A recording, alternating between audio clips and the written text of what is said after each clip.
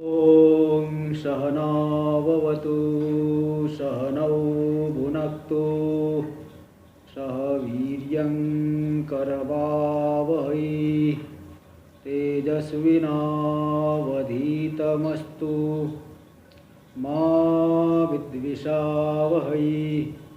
ॐ शान्ति शान्ति शान्तिः। शङ्करं शङ्कराचार्यं केशवं बादरायणं सूत्रभाष्यकृतौ वन्दे भगवन्तौ पुनः पुनः। ईश्वरो गुरुरात्मेति मूर्तिभेदविभागिने व्योमवद्व्याप्तदेहाय दक्षिणामूर्तये नमः।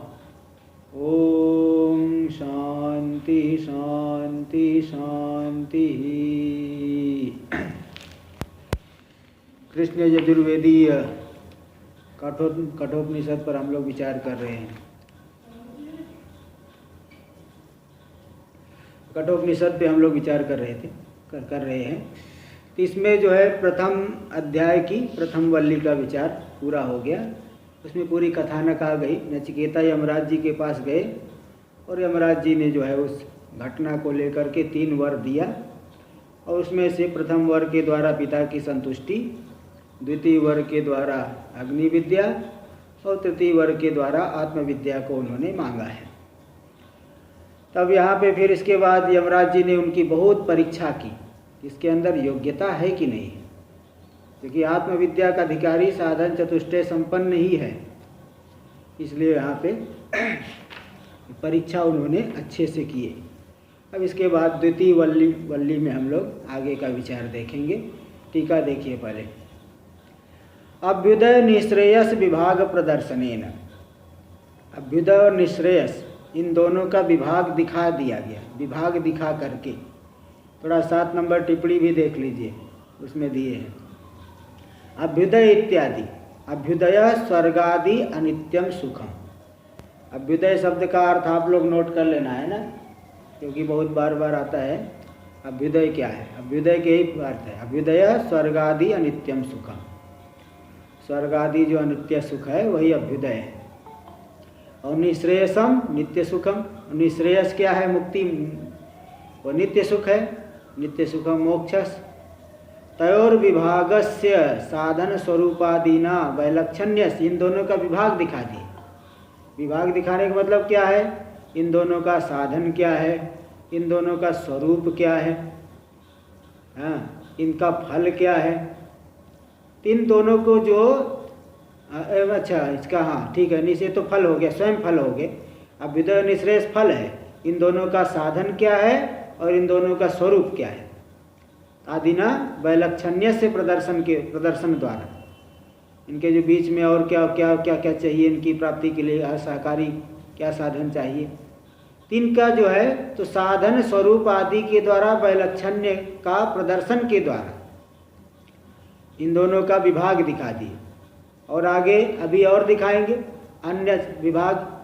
अच्छा अभी दिखाएंगे, पहले तो थोड़ा बता दिए हैं, अभी और इनका विभाग दिखाएंगे।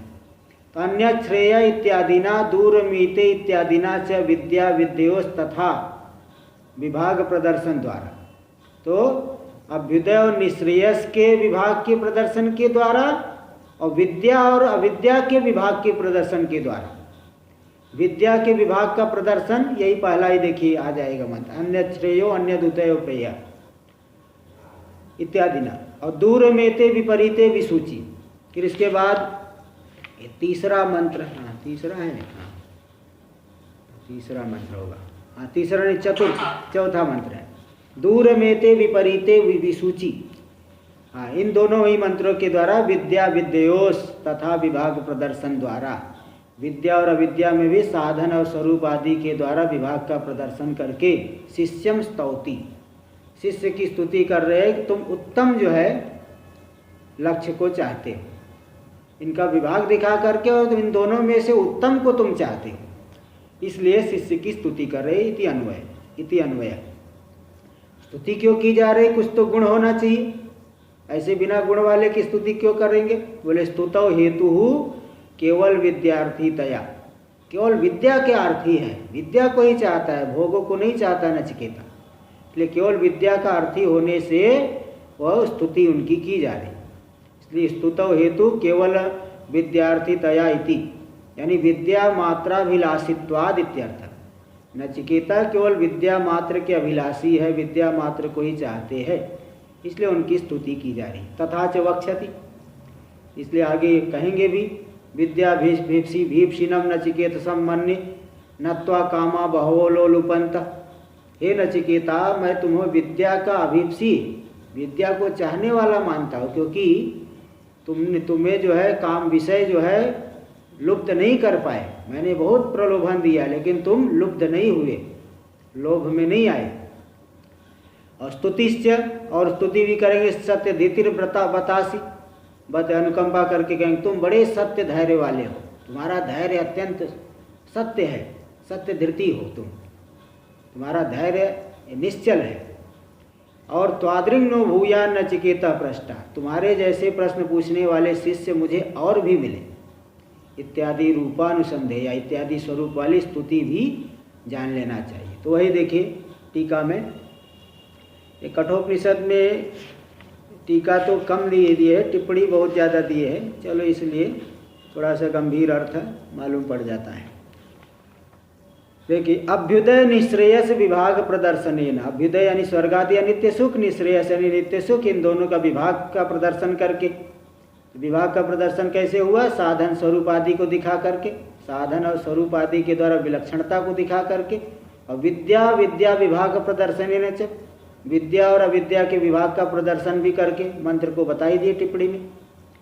प्रदर्शनेन च केवल विद्यार्थी तया शिष्यं प्रथमं स्तौति, केवल विद्या को चाहने वाले हैं नचिकेता, इसलिए वो बड़ा उत्कृष्ट है, इसलिए इस रूप से शिष्य की सबसे पहले स्तुति कर रहे हैं, केवल विद्या को चाहने वाला है इसलिए।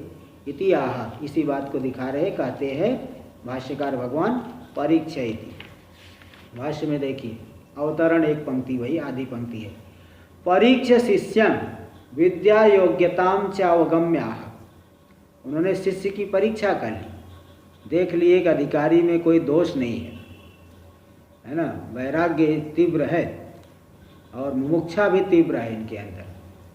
वैराग्य और मुमुक्षा जो है उत्कृष्ट होना चाहिए, नहीं तो श्रम दम आदि तो दिखाई देने पड़ने पर भी व्यक्ति जो है, बड़े कई आदमी ऐसे होते बहुत ही समाहित होते हैं, दिखते इतने समाहित है कि लगता है कि ब्रह्मज्ञानी के बाप होंगे, लेकिन अंदर जो है बड़ी कामना रहती है। तो इसलिए वैराग्य और मुमुक्षा ज़्यादा उत्कृष्ट साधन माना है। विवेक चूड़ामणि में ये बात आ गई है। ये तयोर मंदता यत्र विरक्तत्व मुमुक्षयोर मरौ सलिलवत तत्र समादेर भाषमानता, ऐसा वहाँ श्लोक आया है। जिसके अंदर वैराग्य और मुमुक्षा में कमी है, वहाँ पे समदम आदि दिखने पर भी वो समदम वास्तव में नहीं है, वो तो मरुभूमि में जैसे जल दिखाई पड़ता लेकिन होता नहीं। ऐसे जिसके अंदर वैराग्य और मुमुक्षा की कमी है, तो समदम दिखने पर भी वास्तव में वह केवल दिख रहा है बस। इसलिए इन्होंने परीक्षा किया, परीक्षा करके अधिकारी में दोष है नहीं है ऐसा जान लिए, तो विद्या योग्यताम च अवगम्य, शिष्य की परीक्षा करके विद्या की योग्यता को भी जान करके अब यहाँ स्तुति कर रहे हैं बड़े गंभीर होकर के।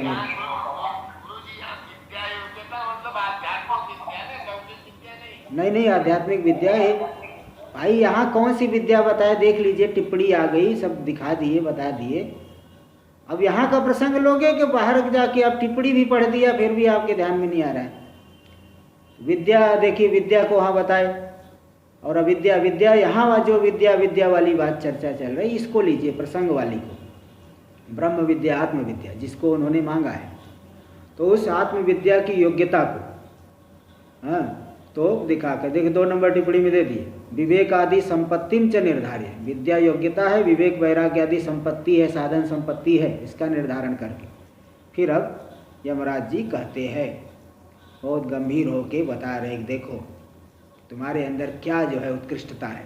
प्रथम मंत्र देखिए, अन्यत् श्रेयो अन्यदुतैव प्रेयस्ते उभे नानार्थे पुरुषं शिनीतः तयोः श्रेय आददानस्य साधु भवति हीयते अर्थाद्यौ प्रेयो वृणीते। अन्यत् श्रेय उत अन्यत् प्रेय, अन्यत् प्रेय उत। श्रेय मार्ग भिन्न है, आत्यंतिक सुख का मार्ग भिन्न है, और उत प्रेय अन्यत, प्रेय यानी विषय भोग मार्ग, वह भिन्न है। अब उत यानी अपि, प्रेय श्रेय मार्ग भी भिन्न है और प्रेय मार्ग भी उससे भिन्न है। दोनों परस्पर अलग अलग रास्ते हैं। कोई मुक्ति चाहता है, कोई संसार चाहता है। मुक्ति चाहने वाले को मुमुक्षु कहते हैं, भोग चाहने वाले को बुभुक्षु कहते हैं। तो कोई जो है श्रेय को चाहता है, आत्यंतिक कल्याण को चाहता है, कोई प्रेय यानी विषय भोग, जो क्षणिक सुख, प्रेय प्रियतर, जो तुरंत जो है सुख मिल जाए, वो विषय भोग। तो दोनों अलग अलग ही है, दोनों रास्ते अलग अलग है, दोनों भिन्न भिन्न प्रयोजन वाले हैं। एक नित्य सुख देने वाला है श्रेय मार्ग, और प्रेय मार्ग अनित्य सुख देने वाला है। ते हो गया। आगे ते उभे नानार्थे पुरुषम सीनीतः, ते उभे नानार्थे पुरुषम सीनीतः, सीधे से अन्वय ही है। वे दोनों की दोनों ही नाना अर्थों में, ना भिन्न भिन्न प्रयोजनों में पुरुष को बंधन में करते हैं। प्रेय मार्ग तो बंधन करने वाला ही है, श्रेय मार्ग भी बंधन में करता है। इसका मतलब क्या है कि करना पड़ेगा आपको। जैसे ज्ञान मार्ग, तो यहाँ पे साधना आपको करनी पड़ेगी, इसलिए ज्ञान मार्ग कटार की धारा ऐसा कहते हैं। ज्ञान मार्ग जो है बहुत समझ लीजिए कठिन भी मार्ग है, इतना सरल भी नहीं है, क्योंकि थोड़ा सा अभिमान रहने पर भी ज्ञान नहीं हो पाएगा, पूरी तरह से अभिमान निकलना चाहिए। तो दोनों ही नाना प्रयोजनों में पुरुष को बंधन में डालते हैं, दोनों को ही करना पड़ेगा। कर्मकांड मार्ग में भी जो है आपको, मतलब फल में तो बंधन नहीं, श्रेय मार्ग में फल में बंधन तो नहीं है, किंतु कर्तव्यता तो रहेगी, करना पड़ेगा आपको, श्रवण मनन निधिध्यासन करना पड़ेगा। उसके पहले विवेक आदि में कमी है तो उसको भी पूरी तरह से लाना पड़ेगा अपने अंदर। इसलिए कह दिए दोनों ही बांध रहे कर्तव्यता रूप से, वो दोनों ही उनको मतलब करना पड़ता है, उस दोनों मार्ग में चलना पड़ेगा। तो फिर जब चलेंगे तो फिर किससे ज़्यादा अच्छा फल मिलेगा? तो बोल रहे तयो श्रेय आददानस्य साधु भवति। इन दोनों ही मार्गों के बीच में श्रेय, जो कल्याण आत्यंतिक सुख को का मार्ग चुन लेता है, ज्ञान मार्ग को चुनता है, उसका आदान करता, आददान ग्रहण करता है, ऐसे पुरुष का साधु यानी कल्याण हो जाता है, उसका शुभ होता है, उसको आत्यंतिक जो है शिव तत्व की प्राप्ति होती है, साधु होता है। और यौ प्रेयो वृणीते अर्थात हीयते। अन्वय देखो, इस तरह से अन्वय भी साथ में बताते चल रहा हूँ, ध्यान देना है। तो यौ प्रेयो वृणीते अर्थात हीयते, जो प्रेय मार्ग का वर्ण करता है वह तो पुरुषार्थ से च्युत हो जाता है। विषय भोग मार्ग को जो चुन लेता है वो तो क्षणिक सुख को प्राप्त करके ही वो फिर वासनाओं के बल से फिर ऐसे ही चलते रहेगा, उसी में विषयों के पीछे दौड़ते रहेगा। बाल्यावस्था से परेशान है, वृद्धावस्था में भी परेशान चल रहे हैं, कोई शांति बिना का नाम ही नहीं है। तो जो विषय मार्ग में चलता है वह अर्थ से च्युत हो जाता है, पुरुषार्थ से च्युत हो जाता है, पुरुषार्थ का उसके लिए दूर दूर तक अवसर नहीं है। इस तरह से देखिए बहुत सुंदर बात बता दिए, दोनों का विभाग कर दिए। तो देखिए भाष्य में, हाँ जी बोलिए। हाँ सिंह बंधने, सिंह बंधने। तो ये दो वचन क्यों आया है? दो है ना, दोनों बंधन में डालते हैं। अच्छा, प्रेय और श्रेय को की वजह से श्रीता है।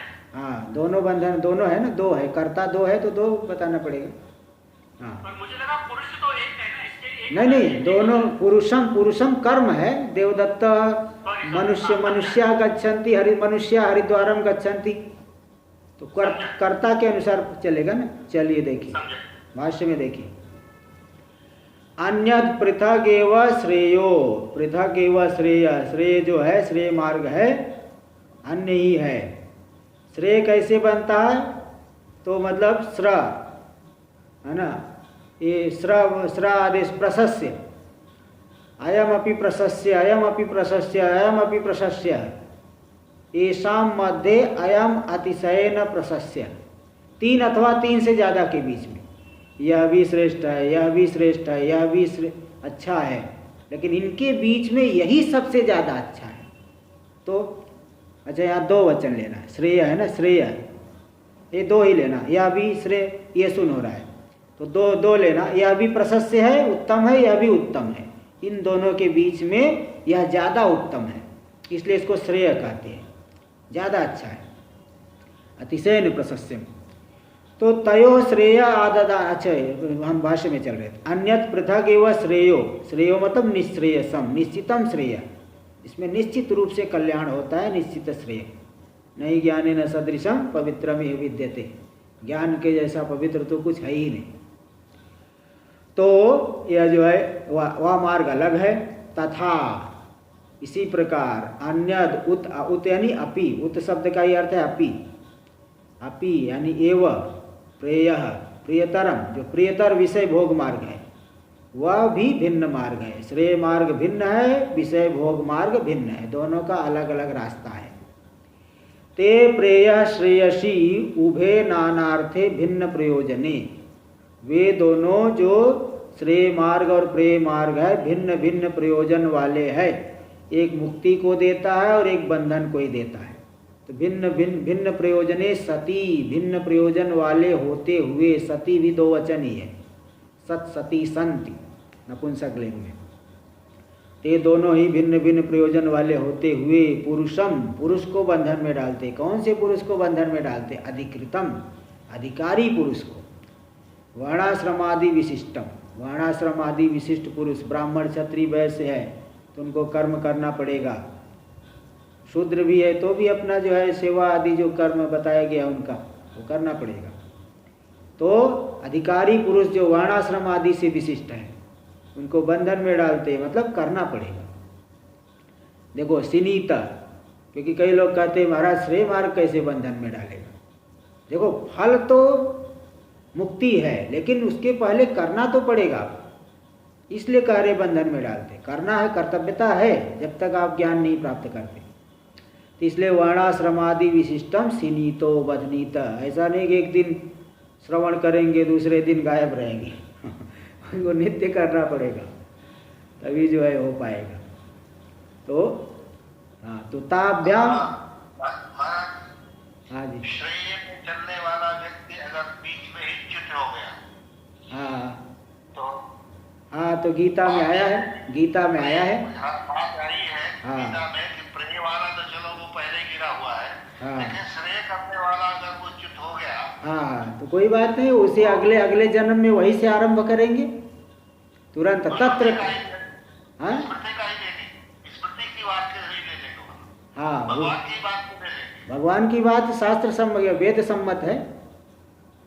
भगवान जितना वेद जानते उतना हम लोग कहाँ जानते हैं, हम लोग कुछ भी नहीं जानते चलिए देखिए, उपनिषद तो गीता सार है, गीता उपनिषद का सार है ना, सर्वोपनिषदो गावा दोग्धा गोपालानंदन है ना।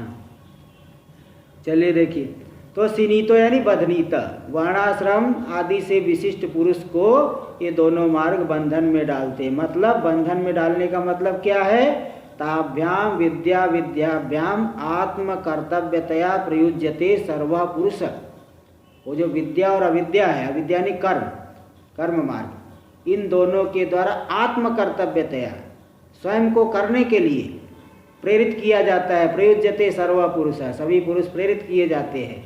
जिसके अंदर स्वर्ग आदि की कामना है तो यज्ञ आदि प्रेरित करेंगे, भाई हमें करो तुम। जिसके अंदर मुक्ति की कामना है फिर यहाँ ज्ञान कांड कहेगा तुम इसको ही साधना करो। तो ये जो है विद्या और अविद्या दोनों आत्म कर्तव्यता रूप से स्वयं में लगाने के लिए आदमी को उनके द्वारा पुरुष प्रेरित किए जाते हैं कि करो इनको, करो मुझे तो जो है तुम्हें फल मिलेगा। इस तरह से यही बंधन में डाल रहे, मतलब करना पड़ेगा, कर्तव्यता रहेगी। जब तक आपको जो है और वहाँ पे अनुभव नहीं आता तब तक इस साधना में लगना पड़ेगा। श्रेय प्रेयसो ही अभ्युदय अमृतत्वार्थी पुरुषः प्रवर्तते। इन दो मार्ग में कौन कौन प्रवृत्त होता है, कौन कौन चलता है? जो अभ्युदय को चाहने वाला प्रेय मार्ग, अभ्युदय का अर्थ कर दिए स्वर्ग आदि अनित्य सुख। अभ्युदय को चाहने वाला प्रेय मार्ग में चलेगा, और निश्रेयस यानी मुक्ति को चाहने वाला, अमृतत्व को चाहने वाला, अमृतत्वार्थी उसको चाहने वाला पुरुष श्रेय मार्ग में चलेगा। अतः श्रेय प्रेय प्रयोजन कर्तव्यतया, श्रेय और प्रेय के जो प्रयोजन है, श्रेय मार्ग का प्रयोजन हो गया मोक्ष, प्रेय मार्ग का प्रयोजन हो गया स्वर्ग आदि, उनके लिए जो कर्तव्यता प्राप्त हो रही है, श्रेय प्रेय के प्रयोजन की कर्तव्यता मुक्ति के लिए और स्वर्ग के लिए क्रम से जो है, मुक्ति के लिए श्रेय और स्वर्ग के लिए प्रेय मार्ग, उनके कर्तव्यता रूप से, कर्तव्यतया रूप से तयाबद्ध, उनके द्वारा बद्ध है। जैसे लोक में देखिए, कोई जो है धन कमाने की तरफ ज़्यादा रुचि है, कोई साधना की तरफ से ज़्यादा उनकी रुचि है, कोई जो है इस तरह से। महात्मा लोग इसलिए भक्तों से पूछते रहते हैं अपने, भाई आपका क्या स्थिति चल रही है आपकी? तो कोई बताते महाराज अभी तो साधना की तरफ ज़्यादा मन चल रहा है, कोई कहता है नहीं अभी थोड़ा अभी कुछ बाकी रह गया कर्तव्य, कोई कहता है मतलब महाराज 50-50 चल रहा है, थोड़ा इधर भी मन है थोड़ा इधर भी चल रहा है, ऐसा लोग बताते हैं। तो ताभ्याम बद्ध, इन दोनों के द्वारा बद्ध है। इति उच्यते सर्व पुरुष, सभी पुरुष ऐसे कहे जाते हैं, इन दोनों के द्वारा बद्ध है, क्योंकि इन मार्ग में चलना पड़ेगा, इसलिए कह दिए कि दोनों बंधन में डाल रहे हैं। फल रूप से तो श्रेय मार्ग मुक्त कर देगा, उसको अनुभव कर लिए तो फिर मुक्त हो गए, लेकिन तब तक करना पड़ेगा। ते यद्यपि एक एक पुरुषार्थ संबंधिनी, वे दोनों मार्ग एक एक पुरुष के संबंधी है। जिसको स्वर्ग आदि चाहिए वह प्रेय मार्ग, मुक्ति चाहिए तो श्रेय मार्ग में चलना पड़ेगा। एक एक पुरुष के संबंधी अलग अलग पुरुष को विषय करते हैं। क्यों? क्योंकि विद्या विद्या रूपत्वात् विरुद्ध है, विद्या रूप और अविद्या रूप है। प्रेय मार्ग तो अविद्या रूप है, अज्ञान ही उसमें बढ़ता है, और श्रेय मार्ग विद्या रूप है, इसलिए परस्पर विरुद्ध है। इसलिए एक ही पुरुष नहीं जा सकता, एक ही पुरुष पूर्व समुद्र की तरफ जाए और पश्चिम समुद्र की तरफ जाए, ऐसा हो नहीं सकता है। पूर्व दिशा की तरफ बढ़ेगा तो पश्चिम दिशा अपने आप छूटती चली जाएगी। इस तरह से दोनों के अधिकारी अलग अलग हैं। टीका में देख लीजिए, श्रेय प्रेयसोर अन्यतर परित्यागे नैव अन्यतरोपादाने हेतु महा। श्रेय और प्रेय मार्ग में दो में से किसी एक को छोड़ करके किसी एक को ही ग्रहण करना पड़ेगा। इसमें क्या हेतु है? क्योंकि यद्यपि एक एक पुरुष संबंधिनी है, क्योंकि विद्या विद्या रूप होने से विरुद्ध है। देखो ये दिखा रहे, ते यद्यपि एक एक पुरुष संबंधिनी तथापि विरुद्धे, अलग अलग पुरुष के साथ संबंधी है। प्रेय में चलने वाला अलग है, श्रेय में चलने वाला अलग है, फिर भी विरुद्ध मार्ग है, क्योंकि ज्ञान अज्ञान रूप है। एक अज्ञान वाला मार्ग है, एक ज्ञान वाला मार्ग है। इसलिए अलग अलग पुरुष के संबंधी होने पर भी इनमें विरोध है, इनमें विरुद्ध है। जैसे अभी इस समय भारत देश में अंधेरा रात्रि हो गई है, अमेरिका में जो है प्रकाश हो गया है, तो अलग अलग प्रकाश और अंधकार अलग अलग जगह पे है, तो भी इन दोनों में विरोध है। क्योंकि जहाँ प्रकाश होगा वहाँ अंधकार नहीं होगा, जहाँ अंधकार होगा प्रकाश नहीं होगा, इसलिए विरुद्ध हो गए। भाष्य में देखिए, इति अन्यतरा परित्यागेन एकेन पुरुषेण सहानुष्ठातुम अशक्यत्वात्। इन दो में से किसी एक को नहीं छोड़ करके एक साथ में ही कोई पुरुष अनुष्ठान नहीं कर सकता। इसलिए भगवान भाष्यकार हर जगह समुच्चय का निराकरण करते हैं कि समुच्चय हो नहीं सकता, क्योंकि दोनों एकदम विरुद्ध हैं। इसलिए तयोर हित्वा अविद्या रूपम प्रेय, इसलिए इन दोनों ही मार्गों में से अविद्या रूपी जो प्रेय मार्ग को छोड़ करके श्रेय एवं केवलम आददानस्य, जो केवल श्रेय मार्ग को ही ग्रहण करता है। आददानस्य का मतलब उपादानम कुर्वतः, मंत्र में आददानस्य है, उसका अर्थ है उपादानम कुर्वतः, केवल श्रेय मार्ग का ही जो उपादान करने वाला है, ग्रहण करने वाला है, ऐसे पुरुष का साधु भवति। साधु का मतलब शोभनम भवति, शिवम भवति, कल्याण उसी का होता है। आत्यंतिक सुख, आत्यंतिक पुरुषार्थ उसे ही मिलता है। और लेकिन जो दूरदर्शी नहीं है, जिसे जो नज़दीक का ही दिख रहा है, तुरंत मुझे सुख मिलना चाहिए, यश तो अग्रे, जो अग्रे आगे तो जो है उसके तुरंत सुख मिलना चाहिए उसे। तो वो जो गीता में आ गया कि वो तामस सुख, जो तुरंत सुख मिले, बाद में जो है वो विपरीत हो जाता है। यस्तु अदूरदर्शी विमूढ़ो, जो दूरदर्शी नहीं है, सोच के नहीं चलता कि वास्तव में कौन लाभ देगा, सन्निकृष्ट भोग में ही लगा हुआ है, ऐसा जो विमूढ़ो हीयते, ऐसा विमूढ़ पुरुष हीयते, पुरुषार्थ से वियुज्यते, हीयते का अर्थ है वियुज्यते, पुरुषार्थ से वियुक्त हो जाता है, पुरुषार्थ की नहीं प्राप्ति कर पाता। बोले कस्मात, क्यों पुरुषार्थ की प्राप्ति नहीं कर पाता? अर्थात पुरुषार्था पारमार्थिकात प्रयोजनात् नित्यात् प्रच्यवते इत्यर्थ। वह अर्थात, अर्थ से च्युत हो जाता है। देखो अर्थ का, अर्थ के अर्थ दिखा रहे सब पर्यायवाची, अर्थात यानी पुरुषार्थात। कौन सा पुरुषार्थ? पारमार्थिकात, पारमार्थिक जो पुरुषार्थ है, चौथा पुरुषार्थ। वह पुरुषार्थ मतलब प्रयोजन रूप है।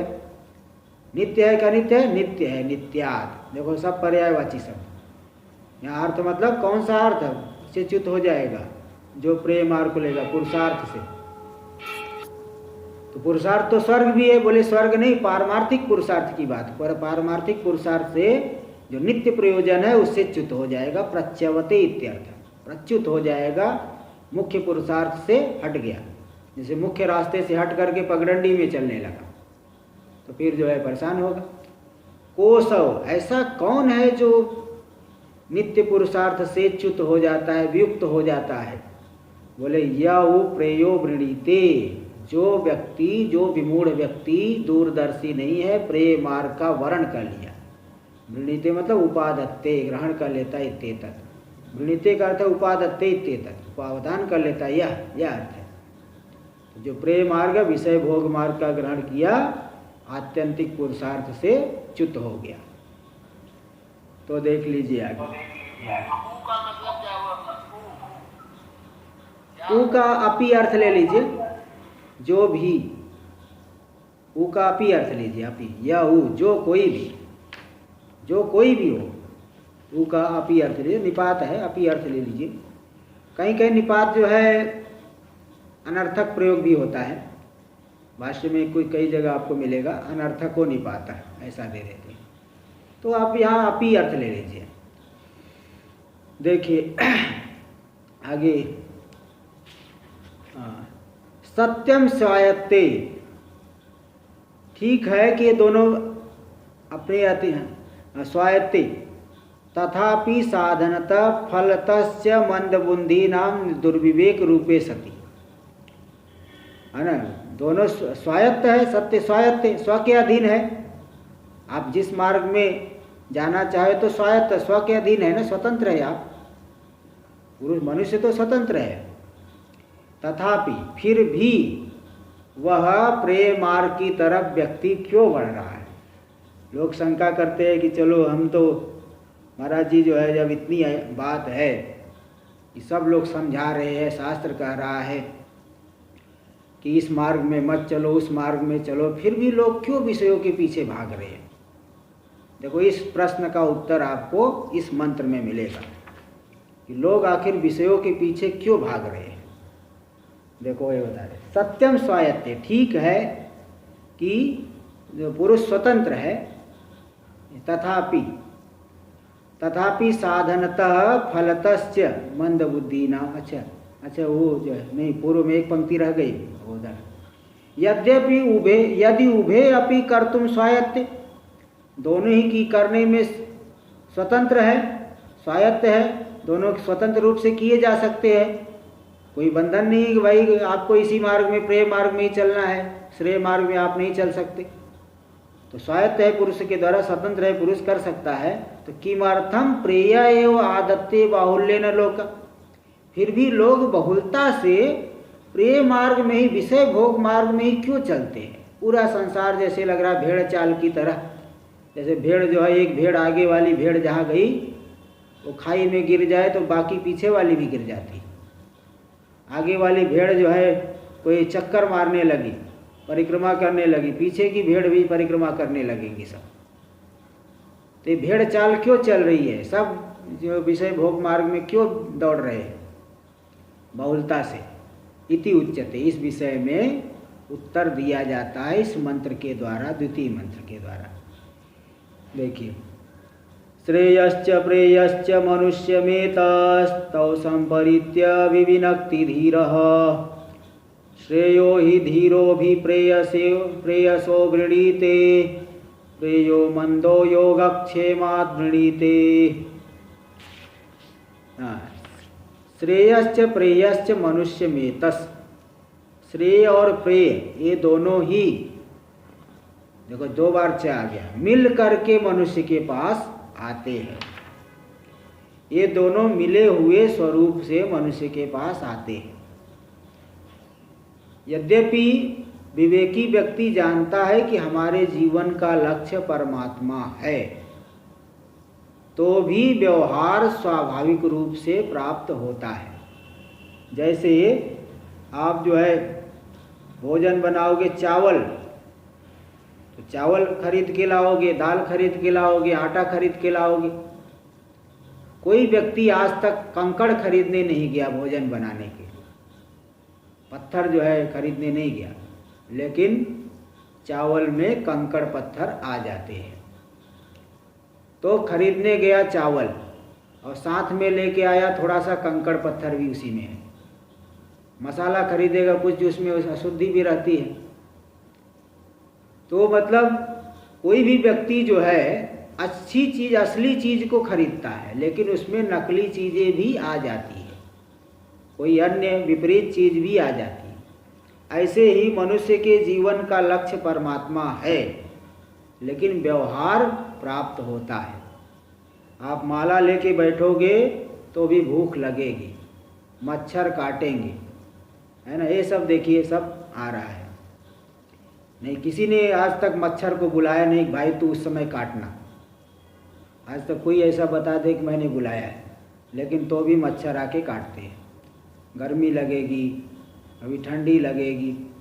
इस तरह से मतलब क्या है कि जीवन का लक्ष्य परमात्मा है, ऐसा निश्चय होने पर भी ये व्यवहार प्राप्त हो रहा है। भोजन, भूख तो मिटाना पड़ेगा। सन्यासी जंगल में जाके बैठ जाए तो भी भिक्षा के लिए तो गृहस्थों के बीच में ही जाना पड़ेगा, कितना भी जो है कोई चालाक बने तो। और इसलिए जो है ये जीवन का लक्ष्य परमात्मा निर्धारित होने पर भी ये व्यवहार प्राप्त हो रहा है। ठीक है, इसलिए वही बता रहे कि श्रेयश्च प्रेयश्च मनुष्य मेतः, श्रेय और प्रेय दोनों मार्ग मनुष्य के पास मिल करके जाते हैं, मिलकर मिले हुए स्वरूप से जाते हैं। जैसे आश्रम में हम लोग आए हैं घर छोड़ करके, तो क्या आश्रम में ऐसे थोड़ी कि दिन भर तुम साधना करो, आराम ध्यान करो, कुछ तुम्हें सेवा करनी पड़ेगी। सुबह सुबह 4 बजे जो है घंटी लग जाएगी, 5 बजे तक आरती में उपस्थित हो जाओ, ये करो, अन्य सेवा देना पड़े। जिसका जो योग्य है वो सेवा दे, सबको देना पड़ेगा। किसी कोई ऐसे छोटे, कोई किसी का दामाद बन के यहाँ नहीं रहेगा, यहाँ तो जो है सेवा देनी ही पड़ती है। तो देखिए अब हम क्यों आए हैं? हम तो परमात्मा को प्राप्त करने के लिए आए, लेकिन ये हमको सेवा करनी पड़ेगी। क्यों? क्योंकि ये जो है ये मिला हुआ स्वरूप में व्यक्ति के पास आता है, मिलजुल करके आते हैं। अलग अलग नहीं कि हमने चुन लिया, नहीं मैं आज से साधना करूँगा तो आपको कोई हमको डिस्टर्ब नहीं कर सकता, ऐसा हो ही नहीं सकता। आप जिस गुरु के पास जाओगे वहाँ तो सेवा देनी पड़ेगी, कुछ तो जो है सेवा करना पड़ेगा। तो इस तरह से ये जो श्रेय और प्रेय मार्ग मिल करके ही मनुष्य के पास आते हैं, अलग अलग करके नहीं आते। फिर आदमी क्या पुरुषार्थ करे, कैसे बचे इन चीज़ों से? तो बोल रहे भाई जैसे आप भोजन बनाते समय चावल में से कंकड़ निकाल करके बनाते हो, ये नहीं कि जो है कंकड़ आ गया तो कंकड़ भी पका दिए और उसको खा लिए, क्योंकि दांत तो हमारा ही टूटेगा, पेट हमारा खराब होगा। इसलिए हमको क्या करना पड़ता है, कंकड़ पत्थर को निकाल देना पड़ता है। इसलिए यही बात देखिए, तौ संपरित्य विविनक्ति धीरः, उन दोनों की धीर, देखो यहाँ अन्वय दूसरी पंक्ति में करना, इसके बाद में धीरः तौ संपरित्य विविनक्ति, जो धीर पुरुष है। धीर किसे कहते हैं? जिसका जो है अंतःकरण शुद्ध है, विवेकी पुरुष। वैसे धीर के लिए परिभाषा आती है कि विकार हेतु सति विक्रियन्ते येषां न चेतांसी तयो धीरा। विकार का हेतु विषय सामने होने पर भी जिसके चित्त में कोई विकार न हो, उसे धीर कहते हैं। तो जो धीर पुरुष है, विवेकी पुरुष, इन दोनों की सम्यक रूप से परीक्षा करके विवेचन कर लेता है। जैसे भोजन बनाने वाला चावल में से कंकड़ को निकाल के फेंक देता है, ऐसे ही व्यक्ति अब श्रेय मार्ग में प्रेय मार्ग व्यवहार जब जबरदस्ती प्राप्त हो रहा है, तो थोड़ा जो है अब व्यवहार जितना आवश्यक है उतना ही ग्रहण करेगा। ये नहीं कि सुबह से लेके शाम तक हमको पैसा ही कमाने में लगना है, नहीं तो हम 7वीं पीढ़ी क्या खाएगी। 7वीं पीढ़ी के चक्कर में चले तो फिर खुद अपना जीवन बेकार कर दोगे। इसलिए विवेकी पुरुष दोनों की सम्यक रूप से परीक्षा करके विवेचन कर लेता है, मुझे संसार व्यवहार को कितना जो है करना है, इससे ज़्यादा हमको नहीं करना, इतना ही करना है। इस तरह से वो विवेचन कर लेता है। लेकिन जो मंद पुरुष है, देखो, श्रेयो ही धीरो भी प्रेयसो वृणीते। अच्छा, अभी श्रेय धीरः श्रेयो वृणीते प्रेयसः श्रेयो वृणीते। जो धीर पुरुष है, कुल मिला करके यही है कि प्रेय की अपेक्षा श्रेय मार्ग का वर्ण किया, और प्रेय मार्ग जितना जरूरत है उतना ही ग्रहण करता है, क्योंकि अभी यानी अभ्यारितत्वात् वह श्रेय मार्ग अभ्यारित ज़्यादा उत्कृष्ट है। इसलिए प्रेय की अपेक्षा श्रेय मार्ग को ही धीर पुरुष ग्रहण करता है, क्योंकि धीर पुरुष को दूर का परिणाम दिखता है, दूर से वो देख लेता है। जैसे कई व्यक्ति बहुत जो है विचार करके चलते हैं, लेकिन जो मंद पुरुष है, अविवेकी है, प्रेयो मंदो योगक्षेमात् वृणीते, मंदः योगक्षेमात् प्रेयो वृणीते। जो मंद पुरुष है, विवेकी पुरुष, योगक्षेम को दृष्टि में रख करके प्रेय मार्ग का ही वर्ण करता है। एकदम देखो, एकदम स्पष्ट आ गया, बिल्कुल एकदम। अब आप लोगों को शंका नहीं होनी चाहिए क्यों लोग जो है विषयों के पीछे दौड़ते हैं। तो विषयों के पीछे इसलिए दौड़ते हैं, इसमें कई कारण दिखा दिए। कि पहला कारण तो ये है कि श्रेय और प्रेय मार्ग दोनों मिल करके आते हैं। सबसे पहला कारण ये दिमाग में आना चाहिए। माला लेके बैठोगे तो भी आपको परेशान करने वाले आएंगे, मच्छर आएगा, अथवा आप अगर गृहस्थ है तो आपकी पत्नी ही बोले, अरे क्या बैठे रहते, थोड़ा सा कर। अनुवाद दिया है योगक्षेम के निमित्त प्रेय का। हाँ, वही मैं अर्थ कर रहा हूँ। तो मंदो योगक्षेमात् वृणीते, तो जो मंद हम नहीं देखा योगक्षेम श्रेय में। हाँ, नहीं, तो जो है उसी के पीछे पड़े रहता है। जो है ना, श्रेय में क्या है, योगक्षेम क्या है कि जितना जरूरत उतना ग्रहण कर रहे हैं, और जो मंद पुरुष है उसी के पीछे जीवन पर्यंत लगा रहता है। देखो, योगक्षेम का मतलब क्या है? अलब्ध लाभो योगः लब्धस्य परिरक्षणम क्षेम। जो विषय हमारे पास नहीं है उसको मुझे प्राप्त करना है, अलब्ध लाभो योगः। और क्षेम मतलब जो आ गया है वो खर्चा ना हो। लब्ध से परिरक्षणम, पैसा है बैंक में करोड़ों रुपए, बोले वो खर्चा नहीं होना चाहिए और बढ़ना ही चाहिए, तो इसको कहते हैं योगक्षेम। प्राप्त, जो अप्राप्त है उसकी प्राप्ति करना, और जो प्राप्त हो चुका उसकी रक्षा करना, बचा के रखना। तो ये जो मंद पुरुष है, योगक्षेम को निमित्त बना करके ही, योगक्षेम के निमित्त से प्रेय मार्ग का वर्ण करता है, यानी विषय भोग में ही जीवन पर्यंत लगे रहता है। इसको कह रहे भाई। हाँ, एकदम ऐसा नहीं समझना कि, तो ये तो बता ही दिए पहले कि श्रेय मार्ग में भी प्रेय मार्ग थोड़ा मिला हुआ है, मिला तो थोड़ा है ही, मिलावट है, आश्रम में रहोगे तो भी वहाँ कुछ न कुछ करना पड़ेगा। लेकिन ये है कि यहाँ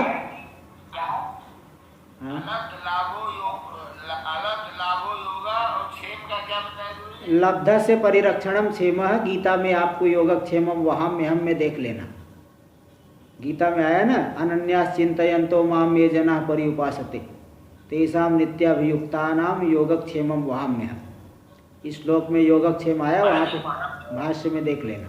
अरे जी वहाँ पर अप्राप्तस्य प्रापणम योगा करके, अरे वही एक ही है, शब्दावली बदल गई। अप्राप्त की प्राप्ति करना है योग हो गया, प्राप्त की रक्षा करना क्षेम हो गया।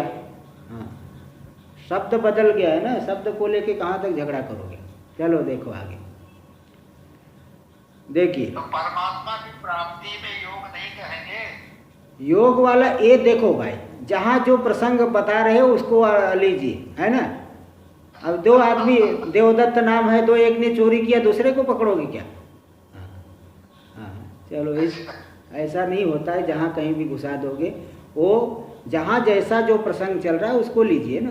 टीका में देख, अभी देखो बता देंगे, चिंता मत करो, अभी बता रहे। भाष्य देखिए, सत्यम स्वायत्ते, ठीक कह रहे हो कि मनुष्य स्वतंत्र है, ये दोनों करने के लिए स्वतंत्र है, दोनों ही किए जा सकते हैं। हाँ, फिर भी सही मार्ग का चयन क्यों नहीं करे? तथापि साधनतः फलतश्च मंद बुद्धि नाम दुर्विवेक रूपे सति, साधन को लेकर के और फल को लेकर के ये जो है मंद बुद्धि वालों के लिए दुर्विवेक रूप, विवेचन नहीं कर पाते। यानी व्यामिश्री भूते वह, मिले हुए स्वरूप से व्यामिश्री भूत, मिले हुए स्वरूप के समान ही मनुष्यम पुरुषम, मनुष्य के पास वो लोग आते हैं। जैसे अभी बता दिया कि साधना करने बैठोगे तो भी नाना प्रकार की सांसारिक समस्याएं आती है, इसको आप टाल नहीं सकते। जैसा प्रारब्ध है वैसा तो आपको मिले सामना करना ही पड़ेगा। तो व्यामिश्री भूते वो मनुष्यम पुरुषम आइतः, यानी एतः, एतः मतलब आइतः, आसमंतादितः प्राप्नुतः, श्रेयश्च प्रेयश्च, यानी श्रेय और प्रेय दोनों मार्ग मिले हुए स्वरूप से पुरुष के पास आते हैं। यद्यपि अलग अलग, लेकिन मिले हुए से दोनों बता दिया कि भजन में भी व्यवहार प्राप्त हो रहा है और व्यवहार कर रहा है, उसमें भी व्यक्ति जो है कहीं हो सकता है अगल बगल में कुछ सत्संग आदि चलता हो, कुछ वो उसको मिल सकता है, लेकिन वो ध्यान नहीं देता उधर। अतो हंस यो अम्भसा पर, हाँ बोलिए। भगवान का नाम स्मरण करने से जो प्रारब्ध है उसका असर कम हो सकता है। हाँ, कम होगा। अगर उत्कृष्ट रूप से भजन कर रहा है तो भगवान स्वयं जो है विघ्न दूर करेंगे। उत्कृष्ट पुण्य पाप का तो तुरंत फल होता है, तुरंत जो है इसी जन्म में ही फल हो जाता है। हाँ, चलिए देखिए, अतो हंसयु अम्बस पय, इसीलिए जैसे हंस है, हंस के अंदर एक ऐसी योग्यता होती है, उसके चोंच में ऐसी योग्यता है कि जल से दूध को अलग करके पी लेगा, है ना। दोनों को नीर क्षीर का विवेचन कर लेता है। वो क्षीर को पी लेगा और नीर को छोड़ देगा। इसी प्रकार विवेकी पुरुष, धीर पुरुष भी हंस के समान परम हंस है। वह श्रेय और प्रेय में से श्रेय मार्ग को ग्रहण करेंगे, प्रेय मात्र को, नाम मात्र का मतलब जिससे हमारी जीविका चल जाए उतने मात्र के लिए। तो या तो हंस अम्बस पय तव श्रेय प्रेय पदार्थों संपरित्य, जो विवेकी पुरुष है उन श्रेय और प्रेय दोनों पदार्थों का संपरित्य मतलब सम्यक परिगम्य, अच्छी तरह से विचार करके, मनसा आलोच्य, संपरित्य का अर्थ किए सम्यक परिगम्य, यानी मनसा आलोच्य, मन के द्वारा विचार करके, गुरु लाघवम विविनक्ति, गुरु और लाघव, गौरव लाघव का विवेचन कर लेता है, किसको करने में गौरव ज़्यादा है, किसको करने में लाघव है, लाघव गौरव का विचार कर लेता है। कर्म मार्ग तो ये तो अनादिकाल से घुमा रहा है, कितना ये कठिन, कितना जो है ये ऐसा मार्ग है, अनित्य ही फल देता है। और श्रेय मार्ग में चलेंगे तो हमारा कल्याण हो जाएगा जल्दी ही। तो गुरु लाघव का विवेचन कर लेता है। विविनक्ति मतलब पृथक करोति। कौन करता है ऐसा? धीरो, धीर यानी धीमान, धीमान यानी बुद्धिमान पुरुष। वह तो देखो 9 नंबर टिप्पणी में दे दिया, सच मनुष्याणाम सहस्रेषु कश्चित, सभी ऐसे नहीं होते, हजारों मनुष्यों में कोई एक है। इस तरह के वेदांत साधना करने वाले देख लो कितने हैं, वेदांत साधना करने वाले कितने हैं आप स्वयं देख लीजिए। ते धीमान विविच्य च श्रेयो ही, श्रेयो एव, श्रेयो ही का अर्थ एव, विवेक करके श्रेय मार्ग का ही वर्ण करता है, अभिप्रणीते वर्ण करता है वह विवेकी पुरुष। बोले श्रेय मार्ग का क्यों वर्ण करते, क्योंकि प्रेयसो अभ्यारितत्वात्, प्रेय मार्ग विषय भोग मार्ग की अपेक्षा श्रेय मार्ग अभ्यारित है, पूज्य है, उत्कृष्ट है, श्रेष्ठ। अभ्यारित का अर्थ होता है पूज्य, पूज्य मतलब श्रेष्ठ है। जैसे माता और पिता के बीच में माता ज़्यादा अभ्यारित, अभ्यारित मतलब पूजनीय। तो इसी प्रकार श्रेय और प्रेय मार्ग के बीच में से श्रेय मार्ग ज़्यादा अभ्यारित है, ज़्यादा पूज्य है, श्रेष्ठ है, उत्तम है, इसलिए धीर पुरुष उसका वर्ण कर लेता है।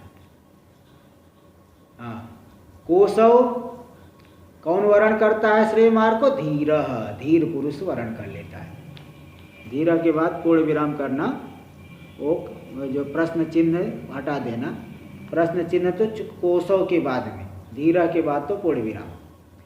यस्तु मंदो अल्प बुद्धि, किंतु जो मंद है, मंद मतलब अल्प बुद्धि वाला है, उसकी बुद्धि ज़्यादा जो है विस्तृत नहीं, ज़्यादा दूर का नहीं सोचता, दूरदर्शी नहीं है, केवल क्षणिक विषय भोग, तुरंत फल, तुरंत सुख मिलना चाहिए। तो सविवेका सामर्थ्यात्, उसमें विवेचन का सामर्थ्य नहीं है। विवेचन का सामर्थ्य नहीं होने से योगक्षेमाद यानी योगक्षेम निमित्तम, योगक्षेम निमित्त को लेकर के ही प्रेय मार्ग का वर्ण कर लेता है। योगक्षेम क्या है, शरीरादि उपचय रक्षण, शरीर आदि हमें स्वस्थ बने रहो, धन संपत्ति बनी रहे, उनकी रक्षा भी होती रहे, तो इनका उपचय होना, बढ़ते जाना, ये हो गया योग। और रक्षण जो आ गया है उसका रक्षण होना, एक क्षेम हो गया, योगक्षेम यहाँ शॉर्ट में दे दिए। मुख्य रूप से तो आप देखना वही गीता में दे दिए है, अलब्ध लाभो योग लब्ध से परिरक्षणम क्षेम, अप्राप्त से प्रापणम योग प्राप्त से परिरक्षणम क्षेम, ऐसा वहाँ दे दिए। तो योगक्षेम निमित्त को लेकर के मतलब शरीरादि उपचय रक्षण निमित्तम, शरीरादि के उपचय और रक्षण के निमित्त। बोले नहीं करूँगा तो क्या खाऊंगा, मतलब हमेशा यही सुबह से शाम तक, भाई थोड़ा करिए, ऐसा थोड़ा साधना के लिए समय निकालना चाहिए, लेकिन वो उधर दृष्टि ही नहीं है। तो शरीरादि उपचय रक्षण निमित्तम, आवाज नहीं आ रहा है। अच्छा, इत्येतत् तो ये योगक्षेम का अर्थ हो गया, शरीरादि उपचय रक्षण निमित्तम, योगक्षेम निमित्तम इत्येतत्। तो इसी हेतु से, इसी निमित्त को लेकर के प्रेय, प्रेय मतलब पशु पुत्रादि लक्षणम, पशु पुत्रादि विषय भोग की सामग्री, इन सभी का पशु पुत्रादि लक्षण आदि से और सब ले लीजिए, तो सांसारिक विषयों का ही रूपी प्रेय मार्ग का ही, विषय भोग मार्ग का ही वर्ण कर लेता है मंद पुरुष, जो अल्प बुद्धि वाला है। इसीलिए ज़्यादातर लोग इस मार्ग में ही चलते हैं। ये कारण कई गिना दिए। पहली बार दोनों मिल करके आते हैं, दूसरी बार जो है मंद पुरुष योगक्षेम पे ही दृष्टि रखता है, इसलिए वह प्रेय मार्ग को ही चुनता है। और विवेकी पुरुष जो कोई है वही श्रेय मार्ग का वर्ण करते हैं। तो आगे जो है संपरित्य में मूल क्रिया क्या है, संपरित्य, इणगतौ धातु, इणगतौ धातु, संपरित्य, इत्यल्यप हो गया है त्वा को, और संपरि उपसर्ग है। आगे हम लोग तृतीय मंत्र से कल करेंगे। ओम सहनाववतु सहनौ भुनक्तु सह वीर्यं करवावहै तेजस्विनावधीतमस्तु मा विद्विषावहै। ओम शांति शांति शांति। शंकरं शंकराचार्यं केशवं बादरायणं सूत्रभाष्य कृतौ वंदे भगवन्तौ पुनः पुनः।